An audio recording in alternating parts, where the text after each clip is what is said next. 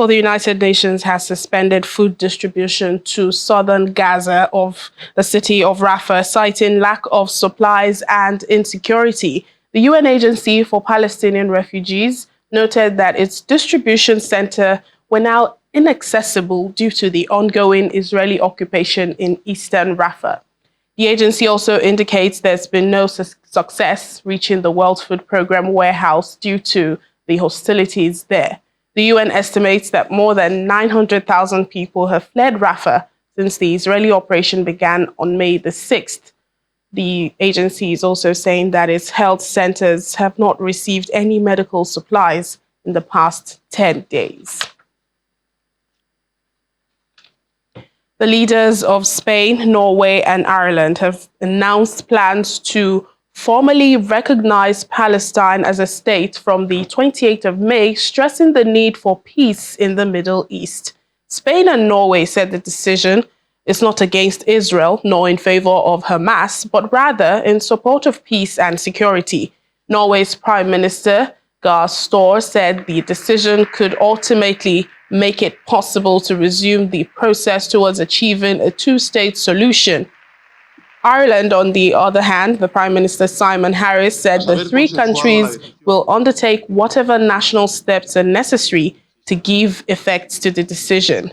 And speaking at the Spanish Parliament, Prime Minister Pedro Sanchez accused Israeli Prime Minister Benjamin Netanyahu of putting the two-state solution in danger with his policy of pain and destruction in Gaza. Well, Israel has reacted to this angrily, warning that the move would mean more instability in the region, and it has also recalled its ambassadors to all three countries. However, Hamas and the Palestinian Authority have welcomed the recognition.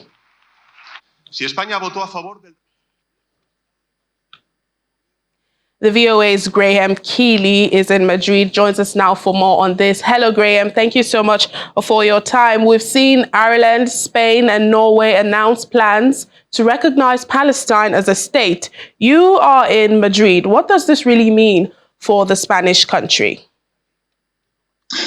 Spain is hoping that this is going to put pressure on other European countries to follow their example. It in itself is a more political and a democratic move than anything else. In practical terms, it doesn't mean much, but Spain is hoping that other countries like Slovenia and Malta, which have already said that they would follow Spain's example, will indeed do that. But of course, they're hoping to persuade bigger countries in the European Union to do so.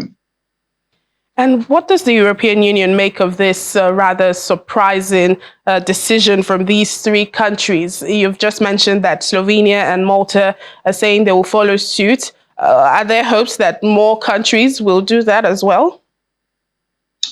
The European Union has been kind of split on this because there are countries which have definitely come out and said no, like France. There are countries which are firm allies of Israel, like Germany.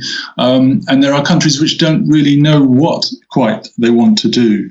However, you know, it does put some more pressure on these countries. Until now, no major Western countries have come out and done this. So it's significant in that sense.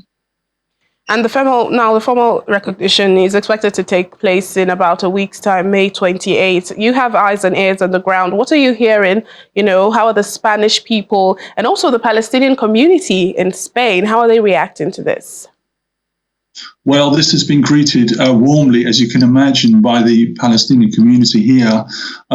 Generally speaking, Spain is quite a pro-Palestinian country. There's various historical reasons for that. Spain historically was more allied to Arab countries, particularly during the long dictatorship, which ended in 1975.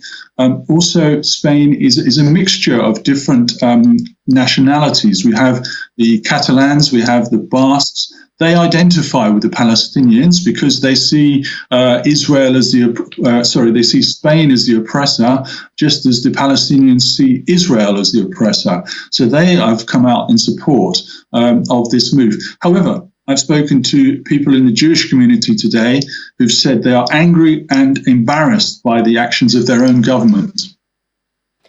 All right, Graham. And just finally, this move has also prompted Israel to recall its ambassadors from the three countries. Will this have further repercussions diplomatically? I think it will. Basically, Israel is trying to warn other countries off doing the same. What you should know, though, is that Spain and Israel have a thriving arms trade between them. Spain sells weapons to Israel, and Israel buys them. So whether it's going to affect that is what may really count. All right, then. Thank you so much, Graham Keeley in Madrid, the VOA's correspondent. Thank you.